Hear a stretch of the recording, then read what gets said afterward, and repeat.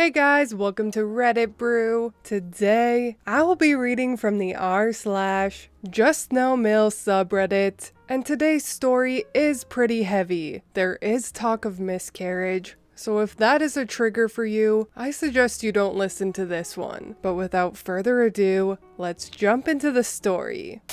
She wants the baby to call her mom. My mother-in-law told me she wants my unborn child to call her mom. Her reasoning? I am more important to my son than you. There's only one thing you can give him that I can't. She also insists that she can have a baby too if she wanted. I'm not special for being pregnant. This makes no sense to me, but she's bat crap crazy to me at this point. She genuinely believes that I stole her son from her and don't deserve to have my own child. Refer to me as mom. Please help. I'm going crazy. Update. My mill has won. I posted previously about my mother-in-law competing with me now that I'm pregnant and suggesting she could have a baby herself. She said the only thing I can offer my husband that she can't is children. We've been married for almost 4 years now. I would have responded to your comments and advice, but my life fell apart. Trigger warning ahead. She has officially won. I was at 14 weeks and had a very bad fall where I landed on my belly. She put her stuff all over our living room floor to store it here for some reason, and I tripped on the mess. I began miscarrying 20 minutes later. She was here when it happened and knew it was happening. I was texting, calling, crying, yelling from the bathroom to get his attention. He came in and said he urgently needed to help his mom. He left. I went through the brunt of miscarriage myself. I begged him over to text to come to the bathroom and help me, to hold me, to go through this with me. He finally came in a half hour later. I'm anemic and couldn't stand anymore. He made a comment about how it was going to be a lot to clean up, so I tossed off my clothes, climbed into the shower, and bled there. I asked him to buy me large pads and said I'd clean the mess. He came back half an hour later with the pads and kept explaining that his mom needed him. They knew I was miscarrying, but she needed help moving things, and it was urgent. She was outside when I cleaned up the bathroom and went to the kitchen for food. I was weak and struggling. She didn't make eye contact with me or talk to me at all, probably because she knew she had won. She took my husband away from me during the most traumatic point of my life, and he went willingly. I feel so lost. He spent the night at his mom's house and left me alone. He isn't back yet. I've been alone with his kids from a different relationship, who he only gets to see 1 3-day weekend a month. He hasn't texted me, and I haven't reached out either. I don't know why I wasn't important to him, why the miscarriage wasn't urgent, why he didn't want to hold me, why he won't come home. I'm so lost and alone, and my heart is broken. She's probably celebrating while I'm mourning.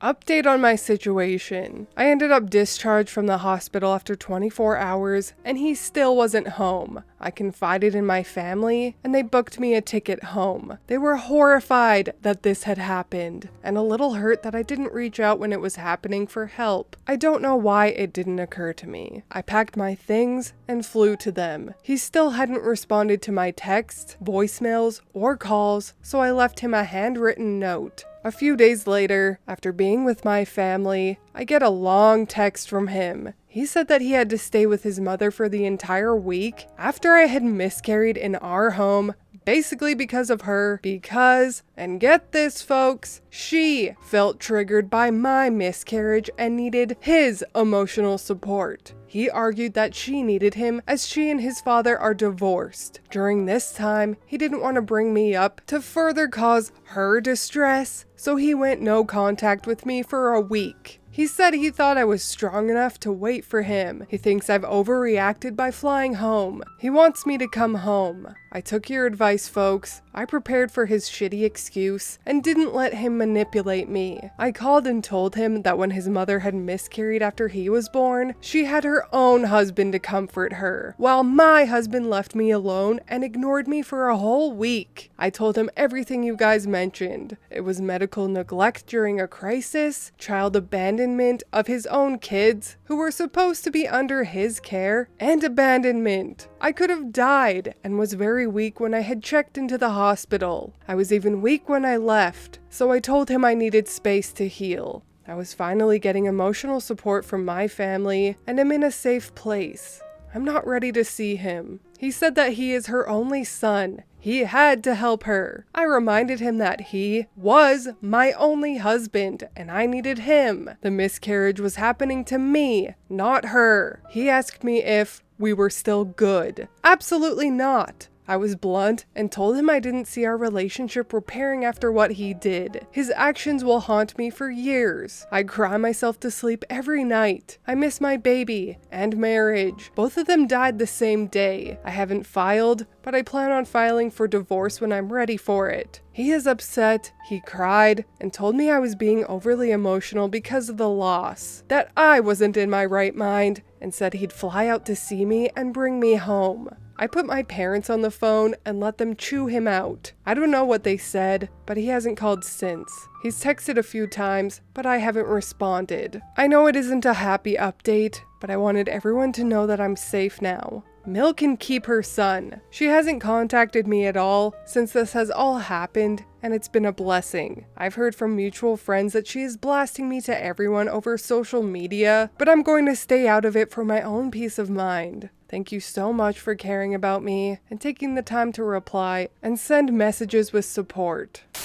An update. I see that a lot of people have followed, so I figured I'd update my situation. My parents told him off when he first called and told him not to contact again. He has since sent me lots of texts and voicemails. They alternate between reminding me of good memories, blaming me for what happened, being angry at me for not taking him back or responding, and apologizing. I feel bad dragging my parents in the first time, so I haven't told them about the messages. I haven't responded, but have read every text and heard every voicemail. I can't bring myself to block him. I loved him with all of my being, and it's taking time to come to terms with what transpired and how he treated me. It's brought up memories of other times he wasn't kind or considerate, other instances where he put others, mostly his mom, before me. I realized I was brushing off a lot of red flags. My dad has a lawyer ready to help me with the divorce process, but I haven't filed. My mom cares a lot and keeps trying to suggest old childhood friends or her friend's son for me to talk to and get my mind off things. I don't think I could ever be in a relationship again.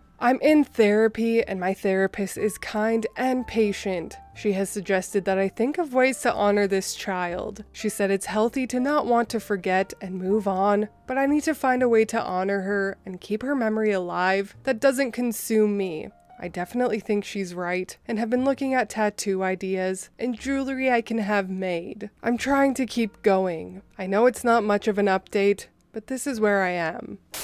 My heart is broken. I will say though that this whole thing was almost a blessing in disguise. I wish OP didn't have to go through that. No one should have to go through that, but it all showed her husband's true colors and how awful of a person he is. How he treats OP like she's his property, constantly gaslights her with everything being her fault, and she escaped him. OP was not his wife. She was his affair partner, because his real wife is his mother. I've just read your previous posts, and although it is not my place to say, I'm going to say this anyway. I am so damn proud of you, and I hope you're proud of yourself. You have just done the hardest thing you'll ever have to do and given yourself a bright, happy future full of love and support, which is exactly what you deserve. Keep doing what you're doing. Put yourself first. Let your family care for you. Ignore your soon-to-be ex-husband, who quite frankly is a sad excuse for a human who will never be happy, and get the help you need to build yourself up. You are brave, you are strong, you are loved, and you will have an incredible life because of the courage you have shown. I wish you the best of luck. I agree. I am so proud of this OP. But anyways, that is all from me today. I apologize that this story was kind of dark and heavy, but I read these types of stories because I want to bring awareness to how common these toxic relationships are, and I truly just want everyone to know their self-worth and hopefully give somebody inspiration to leave a bad situation. I don't know, I just hate when people are treated like doormats. No one person is more important. Especially not a shitty spouse and or their mother. But I hope you enjoyed it anyways. If you did, please leave a like and subscribe. I truly appreciate when you do, and I will see you in the next Reddit story. Bye!